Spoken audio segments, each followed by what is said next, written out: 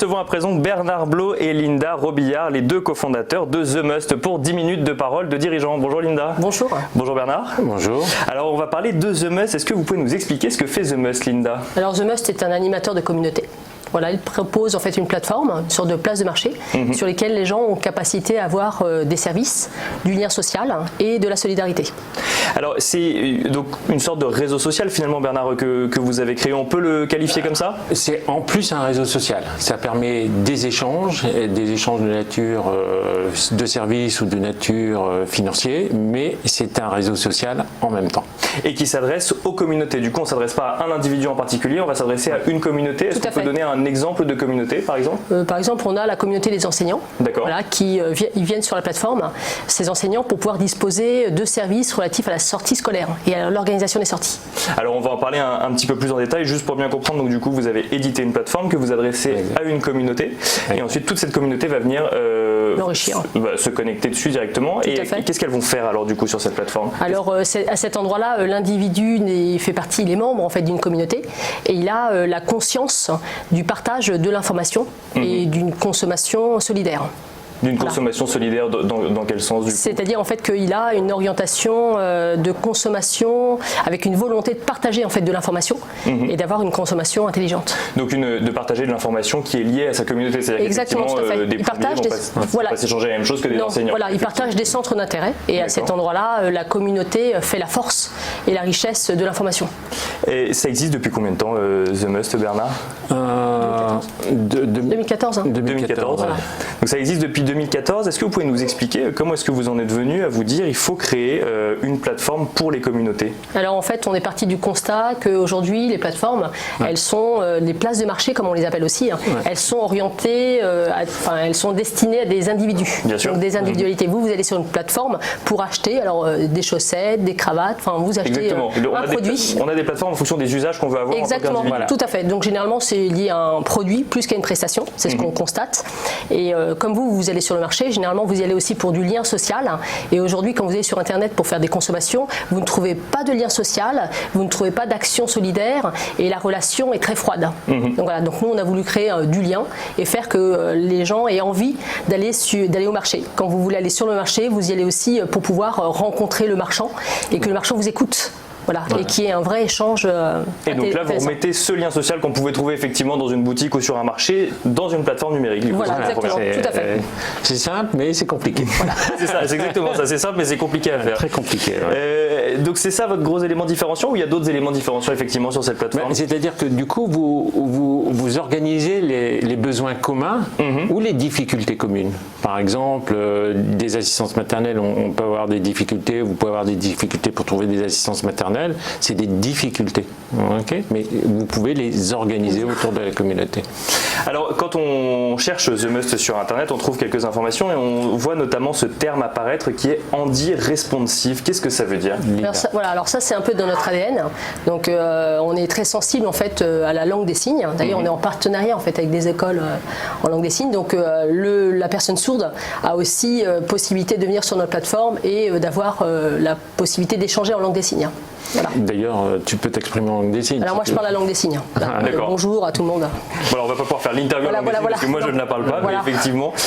Donc c'est handy responsive. On va parler, vous avez 4 grands cas d'usage dont vous pouvez nous parler juste avant pour bien comprendre quel est le business model du coup derrière The Must. Donc on propose en fait des services. On est quelque part une plateforme qui permet la désintermédiation. On propose le lien direct et le circuit court. Qui dit circuit court veut dire consommation intelligente, plus économique en fait pour tout le monde. Et donc cette plateforme qui a vocation à servir les membres de la communauté, mais aussi l'intérêt de la communauté, nous on y trouve notre intérêt à cet endroit-là, en proposant des services de désintermédiation. Alors je vais prendre un exemple qui sera peut-être un petit peu caricatural, mais mettons que je suis un producteur indépendant en France. J'ai une communauté qui vient m'acheter régulièrement mon produit, mettons des tomates. Aujourd'hui, je peux le faire du coup sur The Must directement avec cette communauté d'acheteurs de tomates? Tout à fait, ils peuvent commander, ils peuvent payer, ils peuvent s'échanger les surplus de tomates, ils peuvent demander que si vous, en tant que producteur de tomates, vous connaissez un producteur de légumes verts, de mutualiser la livraison pour les légumes verts, par exemple, et les tomates.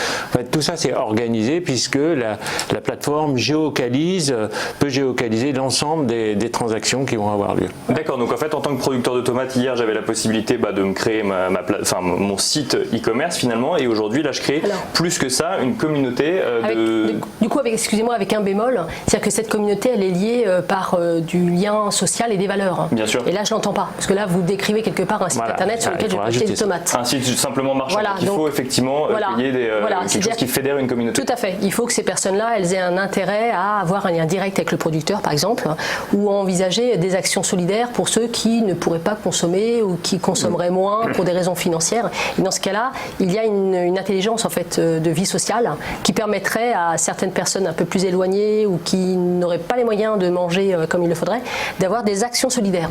Alors, par exemple, un des acheteurs peut dire écoutez, moi je vais dans un village éloigné et donc du coup je peux emmener les tomates, les poireaux, les légumes à cette personne. Il faut un lien social. Donc il y aura un échange effectivement au sein de la communauté. Alors ce que je vous propose, c'est du coup de prendre des vrais exemples plutôt que d'en inventer qui ne correspondent pas exactement forcément. Vous parliez des enseignants tout à l'heure. Est-ce que vous pouvez nous expliquer ce que vous avez fait avec The Must pour les enseignants? Alors en fait The Must, c'est l'animateur de la communauté. Voilà, donc il permet en fait à cette communauté d'enseignants de pouvoir disposer d'offres culturelles. Voilà, donc ce sont des services qui sont proposés aux enseignants. Les enseignants organisent des sorties scolaires et vont pouvoir avoir le choix. Donc ils ont l'information, la connaissance de la diversité des actions culturelles géolocalisées aussi. Ils vont pouvoir ensuite faire la démarche de la demande d'autorisation et donc pour nous c'est une démarche transactionnelle. Et ils vont pouvoir ensuite proposer, donc ils vont faire des suggestions parce que ce qu'on n'a pas dit c'est que la plateforme écoute la communauté et donc en fonction des suggestions qui sont faites par la communauté, alors il y a un enrichissement de la plateforme. Voilà, c'est comme ça qu'on arrive en fait à avoir une communauté liée par ces centres d'intérêt. Et les enseignants peuvent échanger entre eux également, j'imagine. Exactement, tout à fait. Ils sont force de proposition, donc ils peuvent aussi indiquer quelques sorties très intéressantes, pas très loin, donc on vise aussi la proximité et les petits acteurs culturels qu'on ne voit pas toujours assez bien, et permettre en fait à d'autres enseignants, d'autres départements, de pouvoir justement avoir ces informations. Parce que c'était ma question, du coup, on parle de communauté, c'est pas forcément lié à une zone géographique. Non, du tout en fait. Alors ça c'était pour les enseignants, mais il y a également d'autres projets que vous avez lancés. Est-ce que vous voulez nous parler un petit peu des autres projets, Bernard, que vous avez lancés avec The Must? Il y a plusieurs projets. On travaille actuellement pour une grosse association sportive. D'accord. Là c'est dans le même contexte. C'est une association sportive. C'est comment organiser bien évidemment l'échange entre je participe ou pas à tel cours dans l'association, mais comment moi en tant que sportif je peux aider aussi les personnes qui ne peuvent pas se déplacer, ou je peux aider par exemple à reprendre tous les enfants le soir, mutualiser le transport des enfants le soir pour les redistribuer dans les familles. Donc il y a ce côté, toujours ce côté social. Par rapport à un site internet classique, le site internet classique est top-down. Bien sûr. J'ai ma gamme et j'ai mes clients. Et surtout, je donne une information, puis vous la recevez, et puis c'est tout, ça s'arrête là. L'application The Must est circulaire, c'est-à-dire tout le monde doit participer. Il y a celui qui offre les services, par exemple le sport, mais le sportif qui va aussi offrir des services gratuits à des personnes, soit de transport, soit de sport, soit d'aide, etc. Est-ce que je suis clair? C'est très clair, ça permet de remettre du lien. En fait, quand je vous écoute, alors peut-être que ça va être un petit peu caricatural, mais j'ai l'impression que si on prend l'exemple de cette association, que ça va venir numériser en fait tous les moments où on échange de manière un peu informelle. Quand on attend avant d'aller dans cette association, quand on fait le trajet en commun, quand on déjeune ensemble, ce genre de choses. Et où chacun va pouvoir de son initiative individuelle pouvoir proposer telle ou telle chose ou partager sur ses contraintes. Voilà, qui ne s'est jamais retrouvé à aller emmener un enfant en fait au club de sport avec d'autres parents, que le en voiture, alors qu'il aurait pu y avoir en fait une organisation groupée, plus du lien en fait, puisqu'on rencontre aussi d'autres enfants ou d'autres parents. Alors donc on a donné l'exemple des enseignants, donc l'éducation nationale, on a donné l'exemple d'une association. Est-ce que c'est un produit ou en tout cas une plateforme qu'on peut mettre à disposition d'une entreprise par exemple? Alors tout à fait. Donc on peut parler. Donc là on est avec une très grande entreprise qui a des typologies de clients, et dans ces typologies de clients, elle a des clients qui se sont organisés. Et donc elle va utiliser la plateforme pour la mettre à disposition de ses clients qui sont organisés, pour qu'ils échangent entre eux en fonction des natures de contrats que cet ensemble de clients va passer.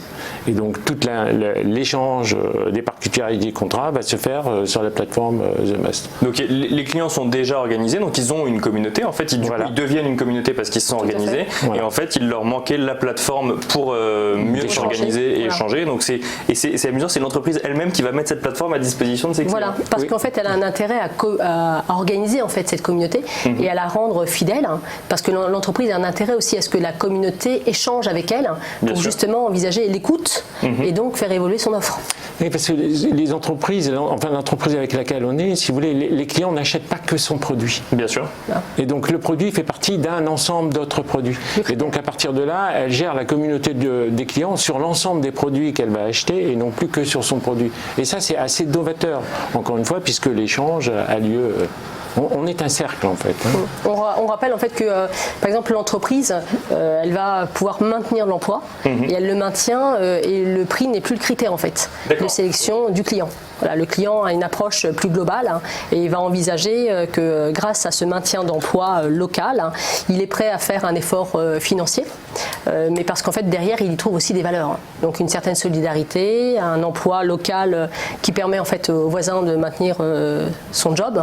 Donc voilà, donc on est sur de l'engagement. Voilà, donc il y a beaucoup plus d'informations que simplement une information de transaction financière qu'il faut faire remonter à l'entreprise. Pour finir, Bernard Blo et Linda Robillard, qu'est-ce qu'on peut vous souhaiter pour la suite ou souhaiter à The Must pour la suite? Que cette plateforme soit le plus utilisée possible, puisqu'il sert l'intérêt de l'individu, du membre et de la communauté. Au plus la plateforme va marcher, au plus on pourra faire du social. Et ça, c'est important pour nous. Oui. Voilà. Et ce sera le mot de la fin. Merci beaucoup Bernard Blo, merci beaucoup Linda Robillard. Et je rappelle que vous êtes les deux cofondateurs de The Must.